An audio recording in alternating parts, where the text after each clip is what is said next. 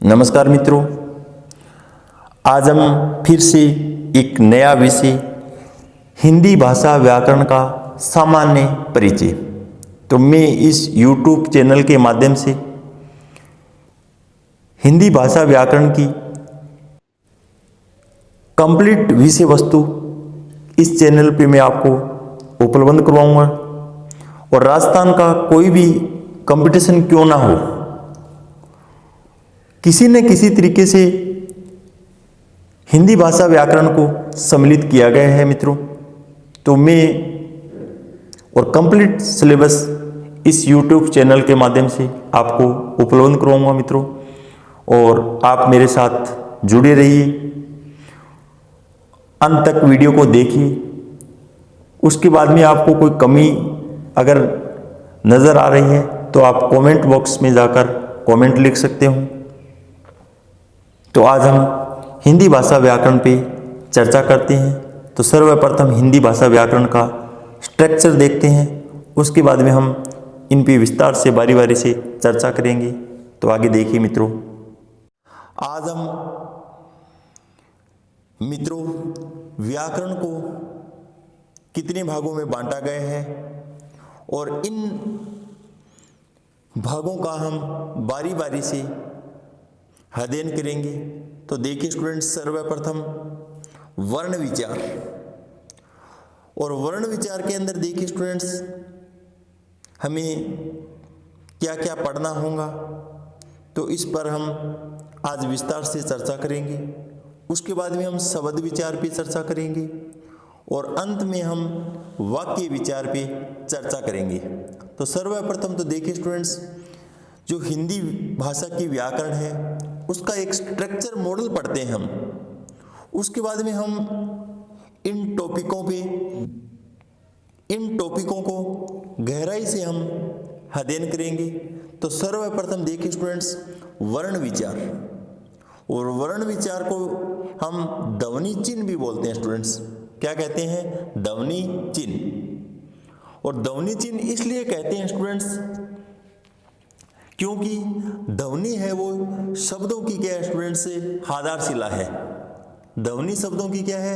आधारशिला, जिसके बिना शब्द की कल्पना नहीं की जा सकती। जैसे ए, आ, छोटी ई, बड़ी ई आदि जब मनुष्य की वागेंद्रियों द्वारा व्यक्त होते हैं तब वे ध्वनियां कहलाती हैं स्टूडेंट्स। क्या कहलाती हैं? ध्वनियां कहलाएगी। इनके लिखित रूप को हम स्टूडेंट्स क्या कहते हैं? वर्ण कहते हैं। लिखित रूप को क्या कहेंगे? वर्ण कहते हैं। तो वर्ण को ध्वनि चिन्ह भी कहते हैं।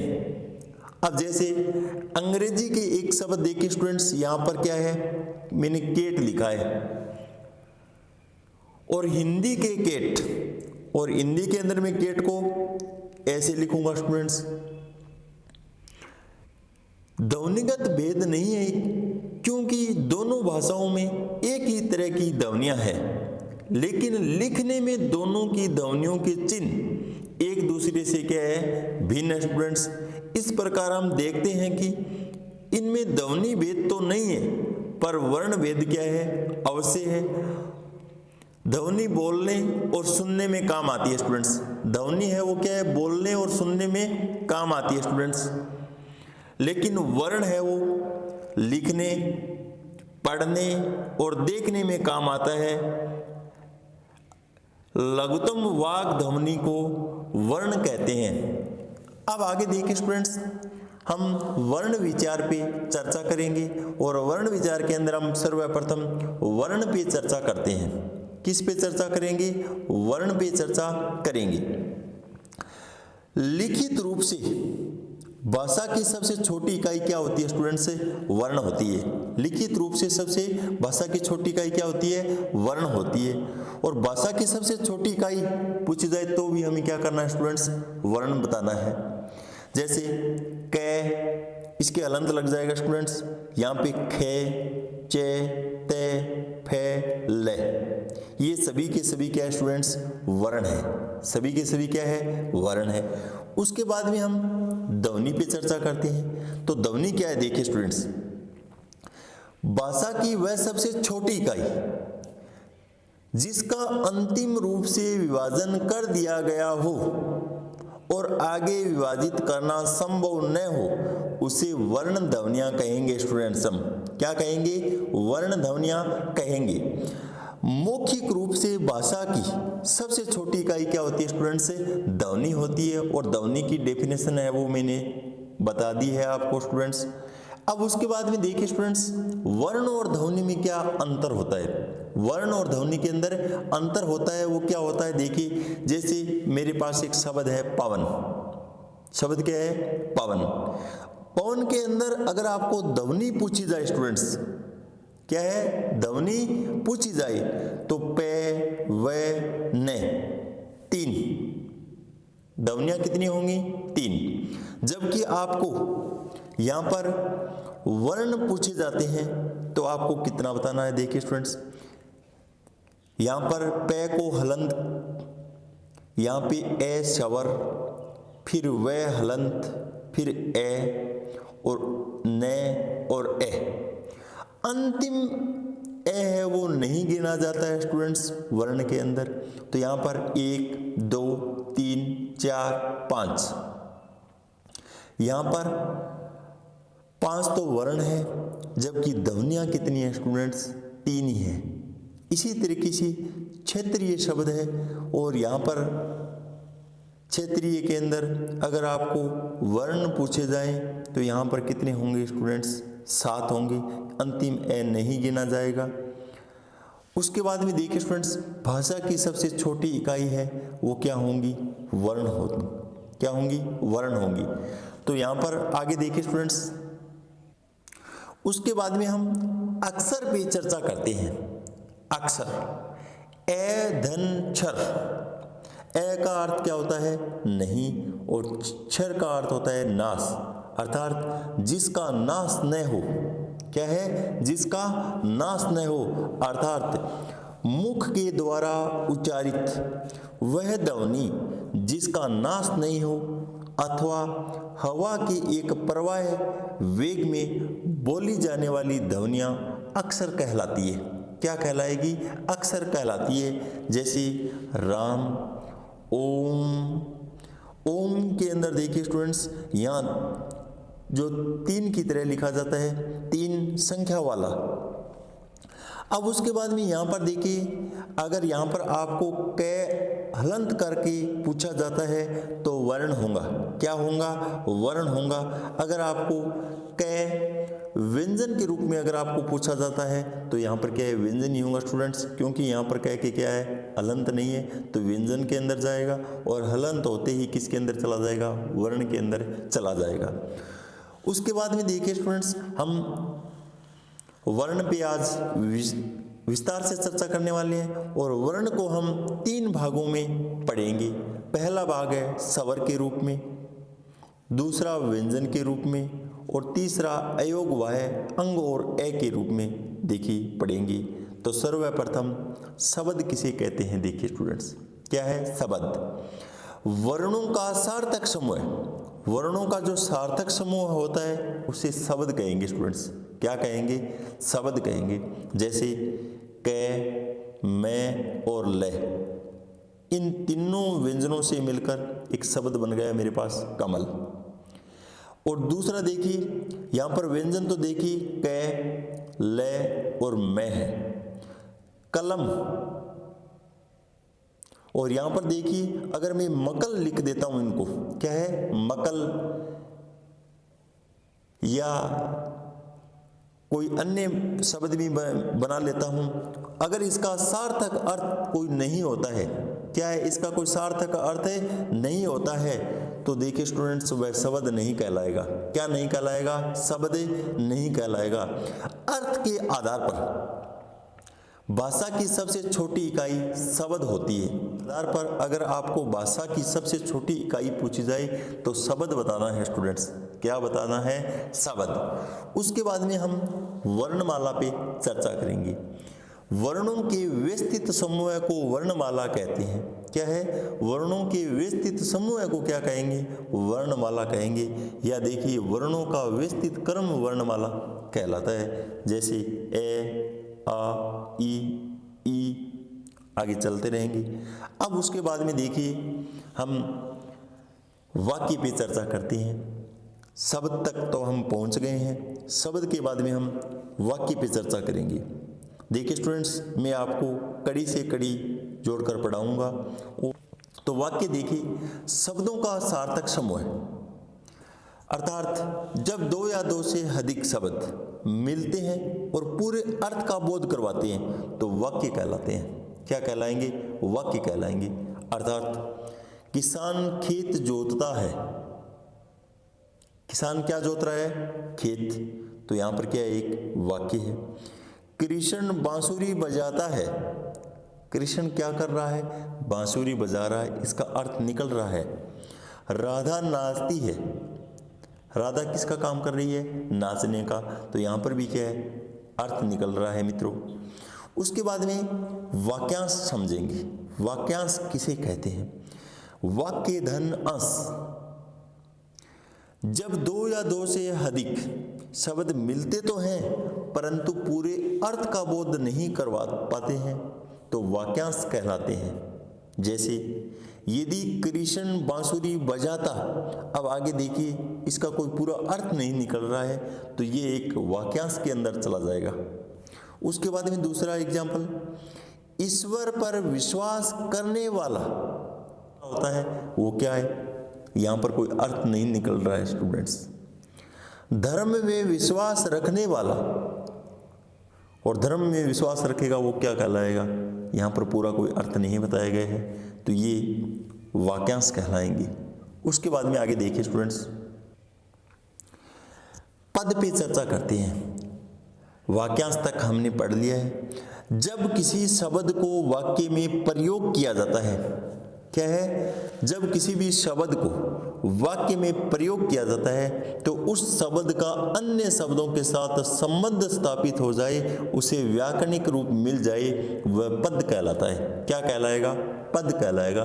तो देखिए स्टूडेंट्स, आपको वर्ण, अक्षर, शब्द, पद, वाक्यांश, वाक्य, इनको सुव्यवस्थित क्रम में रखना पूछा जा सकता है। तो इस तरीके से आप सर्वप्रथम वर्ण, फिर अक्षर, फिर शब्द, फिर पद, फिर वाक्यांश और फिर वाक्य, इस तरीके से आप क्या है इसको व्यवस्थित क्रम में रख सकते हो। अब यहाँ पर देखिए, मोहन पुस्तक पढ़ता है। क्या है? मोहन पुस्तक पढ़ता है। तो यहाँ पर मोहन है वो क्या है? पद करता है, पुस्तक पद कर्म है, पढ़ता है पद क्रिया है क्या है? पद सहायक क्रिया। अब इस तरीके से आपको व्यवस्थित करना पूछा जा सकता है। जब किसी शब्द को अकेला प्रयोग किया जाता है, क्या है? जब किसी शब्द को अकेला प्रयोग किया जाता है तो वह शब्द कहलाता है। वह क्या कहलाएगा? शब्द कहलाएगा। लेकिन जब उसी शब्द को वाक्य में प्रयोग किया जाता है तो वह पद कहलाता है। वह क्या कहलाएगा? पद कहलाएगा। उसके बाद में देखिए, हलंत क्या होता है? प्रत्येक व्यंजन वर्ण स्वर के सहयोग से बोला जाता है। वह व्यंजन में स्वर अलग कर दिया जाए। जब व्यंजन में क्या है? स्वर को अलग कर दिया जाता है तो व्यंजन अधूरा हो जाता है।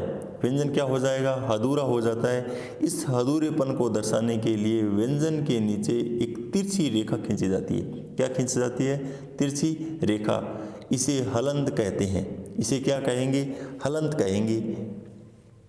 अब आगे देखिए, वर्णों के भेद, और वर्णों के मुख्यतः दो भेद होते हैं, लेकिन हमने अयोग वाय को भी सम्मिलित किया है। तो इसके अंदर पहला है वो स्वर है, और आज हम स्वर पे चर्चा करेंगे। तो वे वर्ण जिनके उच्चारण में किसी अन्य वर्ण के सहयोग की आवश्यकता नहीं होती है, अर्थात स्वतंत्र रूप से उच्चारित होने वाली ध्वनियाँ स्वर ध्वनियाँ कहलाती हैं। अथवा वे वर्ण जिनके उच्चारण में फेफड़ों से छोड़े जाने वाली हवा वाग यंत्र के किसी अवयव को स्पर्श किए बिना स्वतंत्र रूप से बाहर निकल जाती है, स्वर कहलाते हैं। या हम यूं भी बोल सकते हैं, स्वतः उच्चारित होने वाली ध्वनियाँ स्वर ध्वनियाँ कहलाती है। या फेफड़ों से उठी श्वास वायु मुख विवर से बिना किसी रुकावट, घर्षण, संघर्ष, अवरोध के बाद बाहर निकलती है तो उसे स्वर ध्वनियां कहेंगे। क्या कहेंगे? स्वर ध्वनियां कहेंगे। अब देखिए, स्वरों की संख्या हिंदी के अंदर आपको पूछी जाए तो 11 बतानी है। कितनी बतानी है? 11। जबकि संस्कृत के अंदर 13 होती है। बड़ी री और लरी, यहाँ पर 2 क्या है? अतिरिक्त रहेगी। उसके बाद में स्वरों की संख्या 11 कौन कौन सी है? ए, आ, ई, उ, री, ए, ओ, औ। जबकि इनकी मात्राएं पूछी जाए तो आपको 10 बतानी है। कितनी बतानी है? 10। ए की कोई मात्रा नहीं होती है मित्रों। ए की क्या है? कोई मात्रा नहीं होती है। हिंदी वर्णमाला में स्वरों की संख्या 11 होती है। कितनी होती है? 11। लेकिन मात्राओं की संख्याएं 10 होती है, क्योंकि ए की कोई मात्रा नहीं होती है मित्रों। अब देखिए मित्रों, आगे हम स्वरों को भी कई भागों में बांटकर अध्ययन करेंगे। आगे देखिए मित्रों, स्वरों का वर्गीकरण, और स्वरों के वर्गीकरण को हम 6 भागों में या 6 आधारों पर हम विभाजित करके अध्ययन करेंगे। नंबर पहला, कितने आधार पर? 6। पहला है मात्रा, काल या फिर उच्चारण समय। क्या है?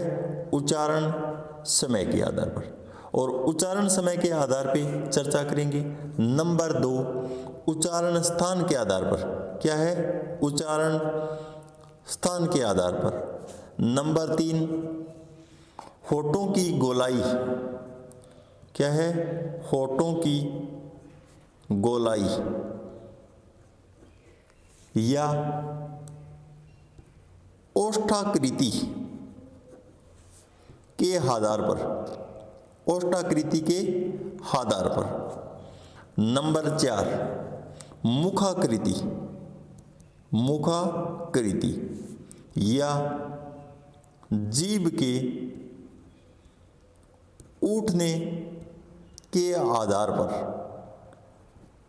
अब इन सभी पे हम विस्तार से बारी बारी से चर्चा करेंगे मित्रों। नंबर 5, जीवा की स्थिति। जीवा की स्थिति या पर्यतन या जीभ के प्रयोग के आधार पर। जीभ के प्रयोग के आधार पर। और अंतिम क्या होगा? स्रोत के आधार पर। स्रोत के आधार पर।